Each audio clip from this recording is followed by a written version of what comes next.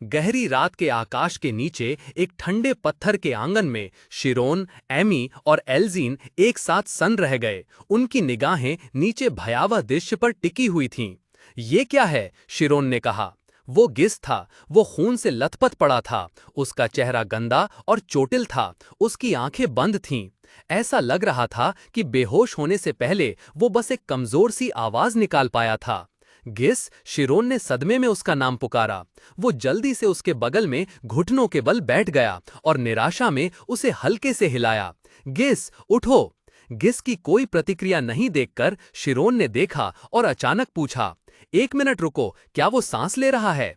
अचानक गिस का एक पतला नीला पड़ा हाथ उठा और अनपेक्षित शक्ति के साथ शिरोन की कलाई को कसकर पकड़ लिया। शिरोन चौंक गया और आश्चर्य से उस हाथ को देखने लगा जिसने उसे जकड़ रखा था। खून से लथपथ होठों से गिस ने मुश्किल से कहा, उसकी आवाज कर्कश लेकिन स्पष्ट थी, तुम्हें मेरा शुक्रिया अदा करना चाहिए। ठंडी पत्थर की फर्श पर बेसुध पड़े हुए गिस ने मुश्किल से मुस्कान बिखेरी। हालांकि उसका चेहरा सूजा हुआ और खून से लथपथ था। उसने मुश्किल से शिरोन की कलाई पकड़ी। उसकी आवाज कमजोर थी लेकिन चुनौती से भरी हुई थी। क्योंकि मैंने तुम्हारी गर्लफ्रेंड को बचाया और तुमने नहीं, लेकिन मैंने किया। ये शब्द शिरोन के दिल में छुरा घोंपने जैसे थे। वो स्तब्ध खड़ा था। उसकी आंखें डर से खुली हुई थीं।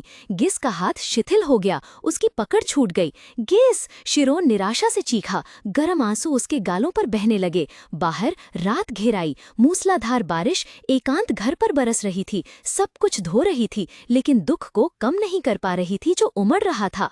एक गर्म कमरे में गिस बिस्तर पर बेहोश पड़ा हुआ था। उसका शरीर सावधानी से बंधा हुआ था। बिस्तर के बगल में शिरोन, रियान और अन्य दोस्त चुपचाप खड़े थे। माहौल भारी था। रियान ने चुप्पी तोड़ी। चिंता से भरे चेहरे के साथ शिरोन की ओर मुड़ा। क्या तुम्हें लगता है कि उसने जो कहा वो सच है कि पालकुआ फिर से हमें खोजेगा?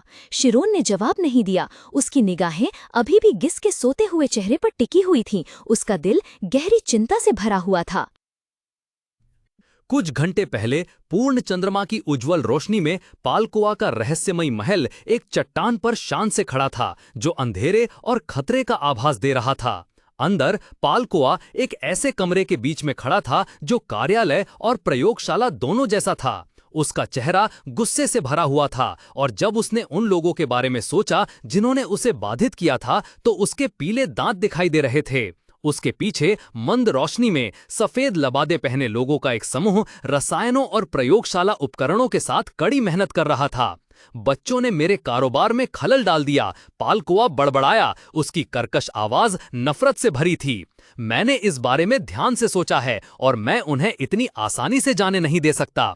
ये बहुत बुरा होगा अगर वे मुख्य भूमि पर वापस चले गए और मेरे बारे में बकवास करना शुरू कर दें। समझ रहे हो? मैं फिर से भागना नहीं चाहता। यहां बनाया गया मेरा करियर बर्बाद हो जाएगा और कितने लोग मुझ पर भरोसा कर रहे हैं। उसकी द्वेषपूर्ण निगाह एक कांच की बोतल पर टिकी हुई थी जिसमें खून की तरह लाल तरल भरा हुआ था। उसने सावधानी से रसायन की आखिरी बूंद डाली जिससे अंदर का घोल धीरे से उबलने लगा। इसलिए मैंने ये बनाया है। उसने बोतल को ऊपर उठाया और अंदर के तरल से एक भयानक लाल रोशनी निकली। उसके चेहरे पर एक पागल आत्मसंतुष्ट मुस्कान स्पष्ट रूप से दिखाई दे रही थी। गाढ़ा लूप, कर्मिस, रेड आई, ये सब इसके सामने कुछ भी नहीं है। वो मुड़ा और अंधेरे कोने में बेहोश पड़े एक व्यक्ति के पास गया। बोतल से निकलने वाली रोशनी ने गिस के भयावह चेहरे को रोशन कर दिया। उसकी आंखें खुली हुई थीं, लाल रंग की बोतल की भयानक छवि को प्रतिबिंबित कर रही थीं। अब तुम्हारी बारी है, पालकुआ ने कहा। उसकी आवाज भयावह रूप से मीठी थी। गिस। अंधेरे कमरे में पालकुआ ने एक गहरे लाल रंग के तरल पदार्थ से भरा एक कांच का जार पेश किया जो अंधेरे में प्रकाश की एकमात्र किरण थी। उसने गिस को एक क्रूर, भावहीन लहजे में आदेश दिया, इसे लाल बालों वाली लड़की के पेय में डालो और उसे पीने के लिए मजबूर करो। गिस स्तब्ध रह गया। उसकी आतंकित आंखें जार पर टिकी रहीं। एक भयावह सवाल उसके दिमाग में कौंधा, अगर कोई इसे पीता है तो क्या होगा? जैसे कि गिस के विचारों को पढ़ रहा हो, पालकुआ की आंखें बुरी तरह से सिकुड़ गईं। एक भयानक मुस्कान कान तक फैल गई, जिसमें सोने से ढके दांत और टूटे हुए दांत दिखाई दे रहे थे। उसने कर्कश आवाज में, बीमार खुशी से भरा कहा, क्या तुम्हें वास्तव में पूछना होगा? पीने से तुरंत मौत हो जाएगी। तुम्हें बस उस लड़की को इसे पीने के लिए मजबूर करना है, बाकी का हम ध्यान रखेंगे। एक भयानक छवि अचानक गिस के दिमाग में कौंध गई। लाल बालों वाली लड़की ऐंठ रही है, खून के एक पूल में पीछे गिर रही है, जार उसके हाथ से खाली गिर रहा है। पूरा लड़का कांपने लगा, उसके कांपते हुए हाथ ठंडे जहर के जार को कसकर पकड़े हुए थे। वो पागल है, गिस ने सोचा। उसकी सांस तेजी से चल रही थी, पूरी तरह से पागल। पालकुआ का चेहरा जंगली मुस्कान और क्रूरता से भरी आंखों के साथ उसके दिमाग को सता रहा था। पालकुआ, गिस ने मौन में चिल्लाया। अत्यधिक आतंक ने उसके दिल को जकड़ लिया। वो पूरी तरह से पागल राक्षस है। पालकोआ की आंखें क्रोध से लाल हो गईं। वो गुस्से में गुर्राया, तू क्या बकवास कर रहा है? ठंडी फर्श पर गिस स्तब्ध खड़ा था। उसके चारों ओर एल्यूमीनियम के टुकड़े बिखरे हुए थे और ताजा खून का एक गहरा लाल पूल था। उसने पालकोआ की ओर देखा, जो एक धमकी भरे पर्वत की तरह खड़ा था। उसके नेता की आवाज खतरे से भरी गूंजी, तू मेरी अवज्ञा करने की हिम्मत कर रहा है? गिस ने गहरी सांस ली। उसका पूरा शरीर कांप रहा था। उसने अपने कांपते हाथों को देखा। उसके सीने में आतंक और आक्रोश उमड़ रहा था। पालकोआ व्यंग्य से मुस्कुराया, आगे की ओर झुकते हुए। क्या मैंने सुना नहीं? गिस हकलाया। उसके शब्द लगभग सुनाई नहीं दे रहे थे। मैं छोड़ रहा हूं। हिचकिचाहट गायब हो गई और उसकी जगह एक हताश क्रोध ने ले ली। गिस ने झक से अपना सिर उठाया। उसकी आंखें घृणा से जल रही थीं और उसने सीधे नेता के चेहरे पर चिल्लाते हुए कहा, मैंने कहा मैं छोड़ रहा हूं, ओ कचरे के ढेर। बिना किसी हिचकिचाहट के पालकोआ की बड़ी मुट्ठी उसके चेहरे के सामने थी। एक भयानक धम की आवाज आई। भयानक दृश्य देखकर पास खड़ा एक गार्ड मुंह बिचकाता हुआ जीभ बाहर निकालता है। वो बड़बड़ाता है, बहुत ही भयावह, ओह मैंने अभी रात का खाना खाया है। अंधेरे कमरे में पालकोआ गुस्से से दहाड़ा। उसका चेहरा क्रोध से विकृत हो गया। तुम लोग क्या देख रहे हो? उस कमीने के भाई को यहाँ लाओ। ठंडे फर्श पर गिस बेसुध पड़ा था। उसका शरीर चोटों और खून के सूखे निशानों से ढका हुआ था। क्रूर पिटाई के बाद वो बेहोश हो गया था। उसकी सांस कमजोर थी। वर्तमान में लौटते हुए गिस अस्पताल के बिस्तर पर लेटा हुआ है। उसकी अच्छी तरह से देखभाल की जा रही है। एमी कर्मिस बगल में खड़ी है, लड़ते के चोटिल चेहरे को देख रही है। वो आह भरती है, कितना बेवकूफ। गिस की निराशा में अंधेरे में चिल्लाने की छवि उसके दिमाग में वापस आ गई। वो पल था जब वो डर से चिल्लाया था, मैं हार मान लूंगा, और उसने उससे वादा किया था, मैं सुनिश्चित करूंगी कि वे तुम दोनों भाइयों को नुकसान न पहुंचा सकें। एमी ने अभी भी सो रहे गिस को देखा। उसकी आवाज थकान से डूबी हुई थी। अच्छा है कि तुमने अपना वादा निभाया, लेकिन इसका मतलब ये भी है कि तुम्हें और तुम्हारी बहन को बचाने के मेरे सभी प्रयास व्यर्थ हो गए। कमरे के एक कोने में खड़े रियान ने नाराजगी व्यक्त की। जानबूझकर हत्या और बंधक बनाना, क्या हमें अधिकारियों को सूचित नहीं करना चाहिए? एल्जिन ने अपनी बाहें मोड़ लीं। उसकी तेज आंखें विश्लेषण से भरी हुई थीं। अगर वे वास्तव में विशेष बल है, तो मुझे यकीन है कि बंदरगाह वो पहली जगह है जिसे वे नियंत्रित करेंगे। हवा में तनाव बढ़ गया जब दोस्तों के समूह को अपनी गंभीर स्थिति का एहसास हुआ। एल्जीन ने हाथ बांधे। उसका चेहरा कठोर हो गया जब उसने निष्कर्ष निकाला, निश्चित रूप से उन्होंने ऐसा करने के लिए द्वीप को अलग कर दिया है। रियान उसके बगल में खड़ी चिंता से भरी आवाज में पूछती है, तो क्या हम यहाँ फंसे हुए हैं? एमी ने सिर झुकाया। उसकी आवाज निराशा से भरी हुई थी। अगर हम उन्हें बताते भी हैं, हम उसकी बहन को नहीं बचा सकते। वे सिर्फ एक अनाथ बच्चे की जान बचाने के लिए सेना नहीं भेजेंगे। छाए हुए सन्नाटे के बीच शिरोन, जो अभी तक गंभीर था, अचानक बोला। उसने एमी की ओर रुख किया। उसकी नजरें दृढ़ थीं। एमी, तुम्हें क्या लगता है कि पालकुआ के लोग कितने शक्तिशाली हैं? एल्जीन चौंक कर उसकी ओर देखती है, घबराकर पूछती है, मुझसे ये मत कहो कि तुम लड़ने जा रहे हो। एमी ने जवाब दिया। उसकी आवाज तीक्ष्ण और विश्लेषण से भरी हुई थी। उनमें से ज्यादातर बेवकूफ हैं जिनके पास सिर्फ क्रूर शक्ति है, लेकिन लगभग 10 लोग स्कीमा का कुशलता से उपयोग करते हैं। उसकी आवाज मंद पड़ गई। एक भयावह तस्वीर उसके दिमाग में आ गई। दाढ़ी वाला नेता एक कुटिल मुस्कान और एक सुनहरा दांत के साथ, उसके हाथ पर तोते का टैटू था, आराम से एक गिलास शराब का आनंद ले रहा था, जबकि उसकी बहन दूर बंधी हुई थी। और वे लोग तोता गिरोह हैं। वो नाम सुनकर शिरोन की नीली आंखें आश्चर्य से चौड़ी हो गईं।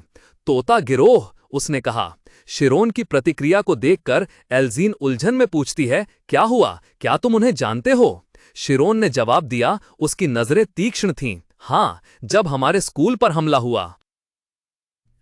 अपने विचारों में खोई शिरोन ने भीड़ में एक परिचित चेहरे को पहचाना। आर्कन के महागुरु द्वारा काम पर रखा गया एक विशालकाय व्यक्ति। वो तो तोता गिरोह का सदस्य था। लंबे भूरे बालों वाले उस आदमी के कंधे पर तोते का विशिष्ट टैटू उसकी पहचान उजागर कर रहा था। उसी समय एमी ने भी दुश्मन को पहचान लिया। उसके कोमल चेहरे के भाव कठोर हो गए। उसकी आंखों में क्रोध की ज्वाला भड़क उठी। उसने दांत पीसते हुए कहा, वो कमीना, मुझे लगा था कि उसे जादूगर संघ ने पकड़ लिया होगा। यादें अचानक उमड़ पड़ीं। उसे संघ के भयावह टावर की छवि में वापस ले गईं, जहां एक गार्ड पूछताछ कक्ष के बाहर गंभीरता से खड़ा था। अंदर एक भयानक दृश्य चल रहा था। सकारी एक दुष्ट मुस्कान और भयावह रूप से चमकती आंखों के साथ लुकास के बाल पकड़ रही थी, जिसका चेहरा अब खून से लथपथ था और दर्द से विकृत हो गया था। क्रूर निरीक्षक ने कर्कश आवाज में कहा, लुकास, एक बी श्रेणी का अपराधी। वास्तविकता में लौटकर एमी ने शिरोन से बात करना जारी रखा। उसकी आवाज दृढ़ थी, और मुझे लगता है कि पाल्कोआ उससे भी ज्यादा मजबूत है। शिरोन ने धीरे से दोहराया, उसकी आवाज गहरी थी, लुकास से भी ज्यादा मजबूत, ऐसा? सब लोग सोच में डूबे हुए थे, बिखरे हुए सुरागों को जोड़ने की कोशिश कर रहे थे। एल्सिन ने धीरे से अपना हाथ ठुड्डी पर रखा। उसकी हरी आंखें पूरी तरह से विचारामग्न होकर सिकुड़ गईं। वो अकेले में बड़बड़ाई, तोता, पाल्कोआ, अजीब है, मुझे लग रहा है कि मैं कुछ भूल रही हूं। पाल्कोआ का नाम भी और उसका स्पेशल फोर्स में होना। उसे कुछ पता चलते देख शिरोन ने तुरंत पूछा, टेस, क्या तुम्हें कुछ पता चला? अचानक शिरोन के दिमाग में भी एक विचार कौंधा, जब उसे भी संबंध का एहसास हुआ। अचानक गिस होश में आ गया। उसने निराशा में शिरोन के कंधे पकड़ लिए और चिल्लाया, भागो, सबको अभी भाग जाना चाहिए, भागो, खांस। गिस, शिरोन ने आश्चर्य से कहा, जब वो लड़का लड़खड़ा कर गिर गया और खांसने लगा। सब लोग तुरंत गिस को सहारा देने के लिए दौड़े। शिरोन ने उसे शांत करने की कोशिश की, शांत हो जाओ, यहां सुरक्षित है। एल्सिन ने तुरंत घाव की जांच की और उसका चेहरा गंभीर हो गया जब उसने घोषणा की, उसकी छाती की हड्डियां टूट गई हैं। रियान में बिना समय गवाए हांफते हुए गिस की आंखों में देखा और पूछा, क्या तुम जानते हो कि तुम्हारी बहन कहां हो सकती है? ये सुनकर गिस ने दर्द और उम्मीद से भरी आंखों से समूह की ओर देखा। क्या आप सब उसे बचाने की कोशिश कर रहे हैं? एमी ने चिंता से भरे चेहरे के साथ स्थिति को समझाया। हम अच्छी तरह से जानते हैं कि वे कितने मजबूत हैं। उनमें से ज्यादातर लूप के आदी हैं। एल्जीन ने धीरे से सहमति में सिर हिलाया। और क्योंकि उनका लक्ष्य एमी है? नहीं, एक चीखती हुई आवाज ने अचानक बातचीत को काट दिया। गिस, जो ताजे घावों के साथ बिस्तर पर लेटा हुआ था, एक स्प्रिंग की तरह उछल पड़ा। उसका चेहरा गहरी दहशत से भरा हुआ था जब उसने चिल्लाया, उनका लक्ष्य एमी नहीं है। पूरा कमरा सन्नाटे में डूब गया। सबके आश्चर्य के बीच गिस ने कांपते हुए अपना खरोच वाला हाथ उठाया। उसकी तर्जनी सीधे आगे की ओर इशारा कर रही थी। एमी भ्रमित होकर उस दिशा में देखने लगी। ये तुम हो? गिस की आवाज डर से भरी हुई थी, लेकिन बेहद दृढ़ थी। वो उंगली सीधे शिरोन की ओर इशारा कर रही थी।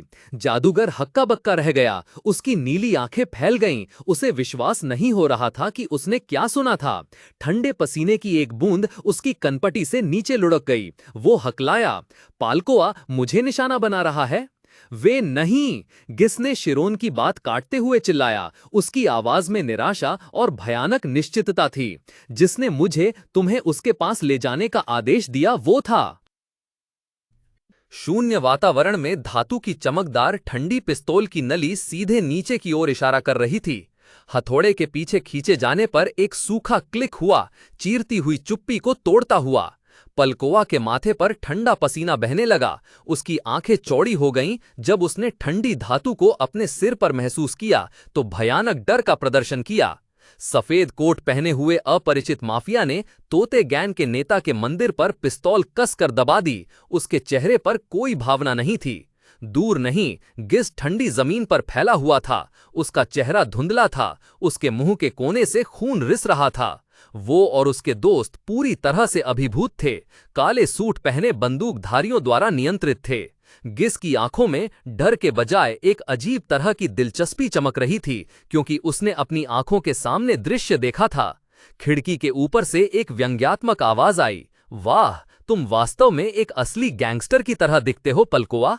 उपहास ने आग में घी डालने का काम किया, लेकिन मौत की बंदूक के सामने पलकोआ केवल कांप सकता था। डर से उसका पूरा शरीर सुन्न हो गया।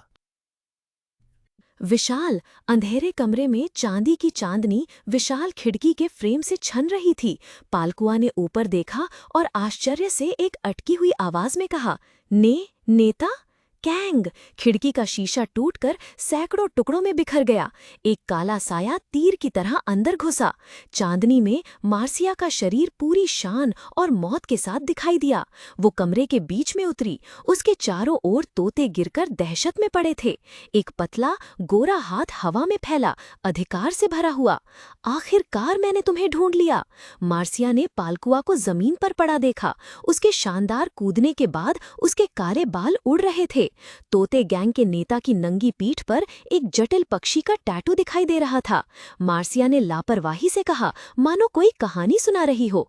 मैं एक परेशान करने वाले का पीछा कर रही थी। जब मैंने इस इमारत से एक बड़ा धमाका सुना तो मैंने सोचा कि अंदर झांक कर देखती हूँ, और अंदाजा लगाओ क्या, ये तुम ही निकले। जैसे ही पालकुआ डर के मारे सुन पड़ा था, एक दूसरे हाथ ने अचानक उसके बाल पकड़कर जोर से पीछे खींच लिया। मार्सिया पालकुआ के कान के पास झुकी। उसकी आवाज ठंडी और बुरी निराशा से भरी हुई। क्या तुम मुझसे छुपने की कोशिश कर रहे थे? मैंने सोचा था कि हम एक ही परिवार के हैं। धुंधले वातावरण में एक रहस्यमयी बैंगनी रंग छाया हुआ था, जो मौत से भरा था। मार्सिया ने पालकुआ के बाल पकड़ लिए। गिरोह के नेता तोते का चेहरा डर के मारे सिकुड़ गया और ठंडा पसीना बारिश की तरह बह रहा था। खतरनाक रूप से चमकती लाल आंखों और होठों पर एक भयानक मुस्कान के साथ वो उसके पास झुकी। उसकी आवाज मधुर थी, लेकिन इससे सुनने वाले कांप उठे। कैसे हो मेरे बेटे?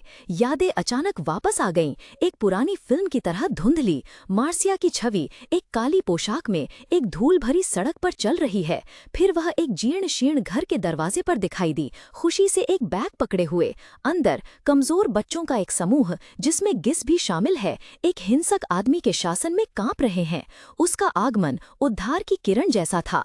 फिर उनकी पूरी तस्वीर, सड़क के बच्चे एक साथ खड़े थे, अब डरे हुए नहीं थे। कठोर वास्तविकता पर लौटते हुए पालकुआ ने भयावह रूप से अपनी आंखें फाड़ दी। उसके दांत पीस रहे थे और उसने मुश्किल से एक एक शब्द निकालने की कोशिश की। मार्सिया। एक अन्य कमरे में, जहां खिड़की के बाहर बारिश हो रही थी, गिस, जिसका चेहरा बुरी तरह से घायल हो गया था, ने दहशत में शिरोन का हाथ पकड़ लिया। लड़का अत्यधिक दहशत में चिल्लाया, मार्सिया, वो औरत, वो तुम्हें निशाना बना रही है। अचानक चेतावनी ने शिरोन को चौंका दिया। उसकी नीली आंखें चौड़ी हो गईं, जो एक ऐसे खतरे के आश्चर्य और अलार्म से भरी थीं जिसकी उसने कभी उम्मीद नहीं की थी। तुमने क्या कहा, मार्सिया?